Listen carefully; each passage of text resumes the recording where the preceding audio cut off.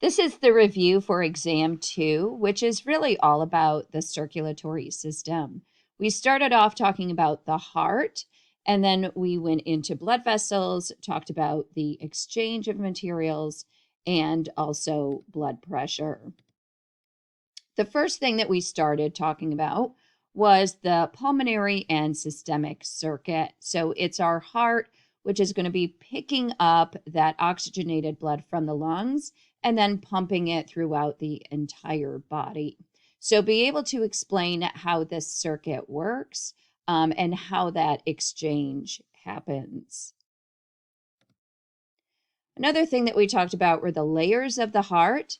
So we talked about the endocardium, which is lining those chambers, and the valves, the myocardium, which is the muscle. And remember, the heart is a big muscle and it's almost like a spiral shape on the bottom, so that when it contracts, it's almost like wringing out a sponge so that that blood can be expelled throughout the entire body. In fact, one of the things that we looked at was that the left side of the heart is actually thicker because that has to pump that oxygenated blood throughout that systemic circuit. Then lining the outside, we have the epicardium. So remember, epi means above. So that pericardial cavity acts as a little cushion. It also helps to reduce friction so that it doesn't hurt every time our heart beats. Now, one thing that you should be able to do is to explain the pathway of blood through the heart. We practiced this a few different ways. We did our little scramble, and then there was also a post-lab question on going through all of the structures that the blood goes through.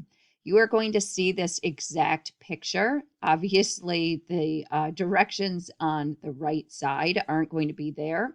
So practice with this picture, writing out what is happening at each point. Now, keep in mind at each of these spots, you may have to actually talk about a couple of features, a couple of structures. So practice with this. I always say that if you can explain it, then you know it. So you are going to see this exact picture. The other thing that we talked about was a conduction system of the heart. Remember, the heart does not need outside nervous stimulation because of those pacemaker cells have that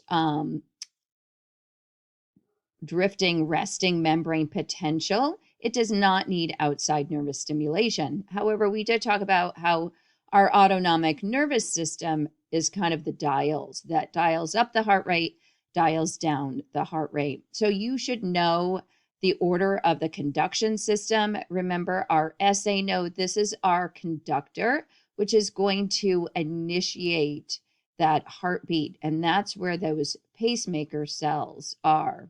And then you would actually follow it throughout the entire heart, and it's going to spread throughout the ventricles for that contraction. Now, there is a slight delay from going from the SA node to the AV node. That delay is necessary so the atria can finish contracting so that the blood actually moves through the heart. If there wasn't that delay, it would just be sloshing around and the blood would not be able to continue to flow through the heart. One thing that we talked about were the action potentials of those pacemaker cells and the cardiomyocytes. So those pacemaker cells in the SA node, they have a different action potential, and that's what sets that heart rate. The cardiomyocytes, if you notice with this picture, they have a longer absolute refractory period. And that is because of that plateau that you see up there at number 4. There's that plateau because calcium is entering through those slow calcium channels. So this allows for a longer absolute refractory period, which is necessary so that the heart can finish contracting to actually propel that blood. So you can see with this picture that those pacemaker cells and the cardiomyocytes have a little different action potential. We also talked about how we could use an ECG to track what is going on in the heart. So we looked at the ECG, that normal sinus rhythm, and here you can see where each one of those peaks responds to what's happening in the heart. So during that P wave, the atria are depolarizing and they're contracting. During that QRS phase, that's when the ventricles are contracting. So by looking at the ECG, you would be able to tell what's going on with the heart if you had a patient that had some symptoms and they had some abnormalities. We also talked about the pressure gradients in the heart. So it really has to do with those pressure differences and how that blood flows through the heart. So as pressure builds in the atria, that's going to open up those AV valve doors, and then the blood is going to be able to flow through. Then as pressure rises in the ventricles, then those semilunar valves open. And we also talked about those heart sounds. So remember, it's the S1 and S2 sounds that are really those valves closing. So when we hear that S1 sound, it's the AV valve doors shutting. And when we hear that S2, a little softer sound, that's when those semilunar valves are closing. So the way that those doors are going to open and close has to do with that pressure difference. Now, this was a big diagram that we looked at in this chapter that kind of put everything together. So we can see that pressure, the systole, the relaxation, diastole. We're also getting the overlay of the ECG as well as the heart sounds. On the bottom, you can see the 4 phases of the heart. So you should know what's happening in each one of those phases. So ventricular filling, isovolumetric contraction, ventricular ejection, and then isovolumetric relaxation. Remember, that has to do with those pressures. If you can spend a little time with this diagram and you can explain how that pressure is rising and why you are seeing those different phases, why you're hearing those different sounds, then you're going to be in good shape. I'm not going to ask you to interpret this graph, but you should at least understand what's going on. There is a video that I posted that does a really good job of going through all of these different layers. And that's basically what we covered, were all of those different layers put together with that blood flow through the heart. Then the next chapter, we got into our blood vessels. So we talked about the differences between arteries, veins, and capillaries. Arteries are going to have a smaller lumen, so smaller opening. Veins have a larger lumen. In fact, we talked about how most of our blood supply is really kept in our veins. That's kind of an insurance policy. So if some trauma happened, we're not going to bleed out because they have a lower pressure. And that larger lumen, it's going to help them to store more blood. Capillaries are very simple. They just have that tunica intima, and I talked about them as being sort of the business end of the circulatory system. That's where that exchange is happening. So exchange of oxygen, nutrients, carbon dioxide, and waste. On the one picture, you can see the 3 layers of the arteries and veins and the differences. One thing that veins have that arteries don't are those valves, and those one-way valves allow for blood to continue to flow in one direction. So you should be able to make a comparison between the 3 different types of blood vessels and where we would actually find them in the body. One thing that you also need to answer are the mechanisms of venous return. So remember, as we're trying to return that blood to the heart, it's going to have to fight gravity. So the body has to use a number of mechanisms in order to ensure that that deoxygenated blood returns back to the heart so that we can go through that pulmonary circuit. So the number one thing has to do with the pressure difference. So there's a larger pressure difference between the systemic circulation and the heart. What that means is that there's more systemic pressure than near the right atrium. So that large pressure difference is going to help to increase return. We also talked about gravity with returning blood to the heart from the upper body. That's going to be an easy job because it's just going to flow along with gravity. We also talked about the skeletal muscle pump and how contracting our skeletal muscles can actually squeeze those blood vessels to allow that blood to propel towards the heart. And remember, the veins have those valves that allow that unidirectional flow of blood. The other thing that helps is the thoracic pump.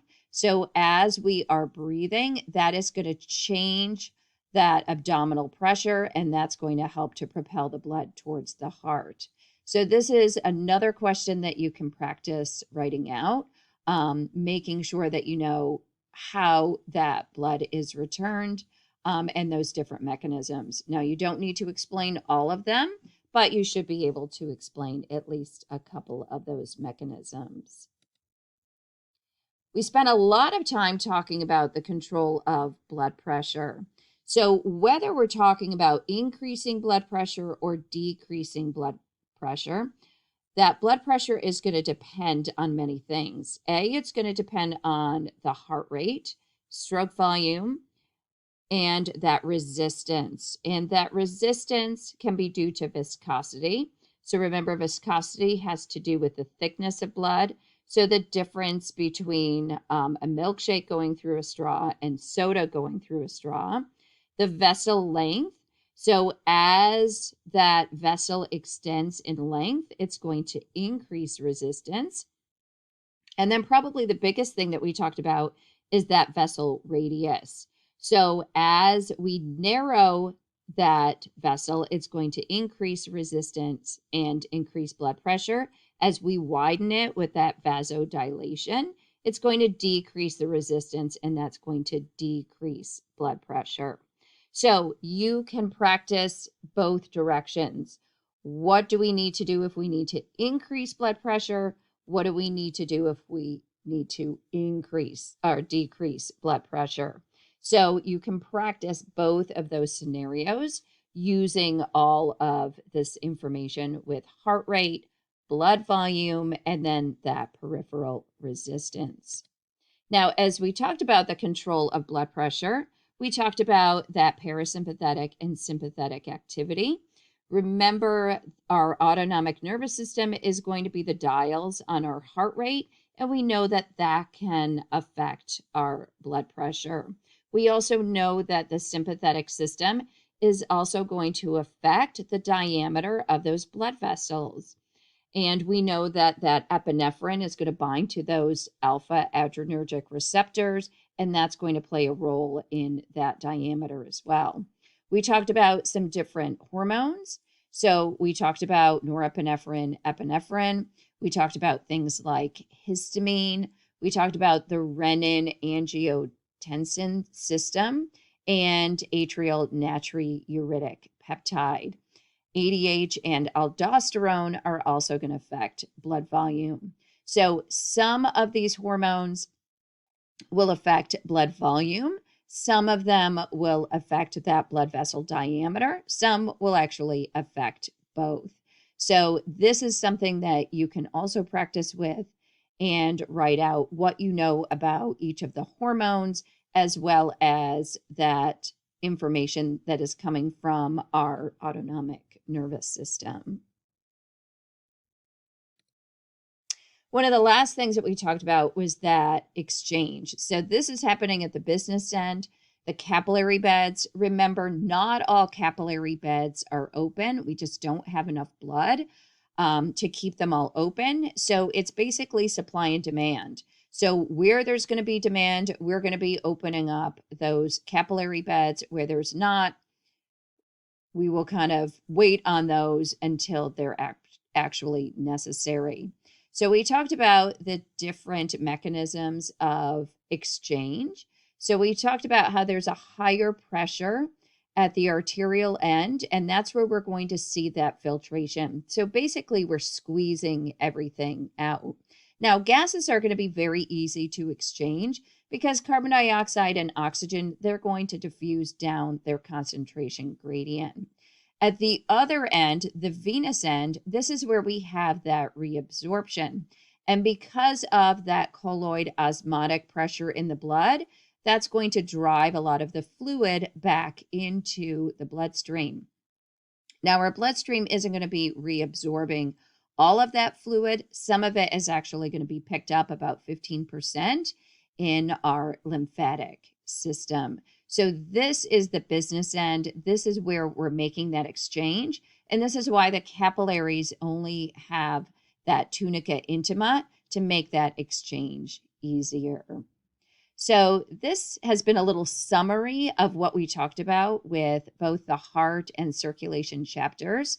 I think this exam is a little more cohesive because it's almost like one unit. I hope that you find this PowerPoint useful. I picked some different pictures to hopefully help you with that. Remember, if you can explain it, then you know it. I am definitely someone that needs to write things out, and you know that I love my mnemonics. So practice with writing things out, practice with those little mnemonics to help you remember the different hormones that we talked about with blood pressure. Practice that pathway of blood through the heart. If you can go through each one of those steps, then you're going to be in great shape.